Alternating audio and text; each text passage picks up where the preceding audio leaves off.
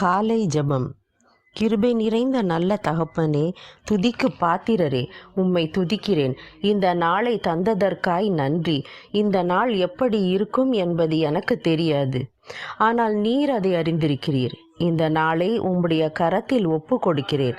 நான் செய்ய வேண்டிய காரியங்களை திறம்படச் செய்ய தேவைப்படும் ஞானத்தை தந்து என்னை பலப்படுத்துங்க.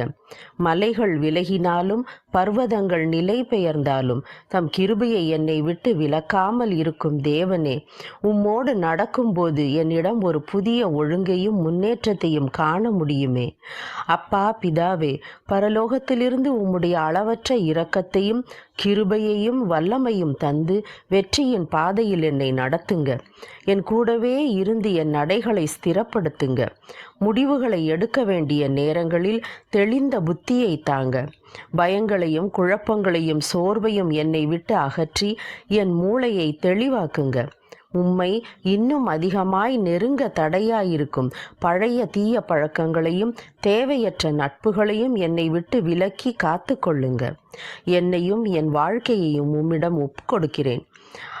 ஏசாயா 11ஆம் அதிகாரம் 2ஆம் வசனத்தில் கூறப்படும் உம் பரிசுத்த ஆவியின் கனிகளான ஞானத்தையும் உணர்வையும் ஆலோசனையையும் பலனையும் அறிவையும் கர்த்தருக்கு பயப்படுகிற பயத்தையும் எனக்கு தாங்கப்பா.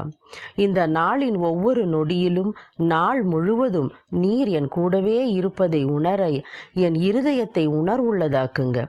சங்கீதம் 86ஆம் அதிகாரம் 12ஆம் வசனத்தில் சொன்னபடி, என் தேவனாகிய ஆண்டவரே, உம்மை என் முழு இருதயத்தோடும் துதித்து உமது நாமத்தை என்றென்றைக்கும் மகிமைப்படுத்துவேன்.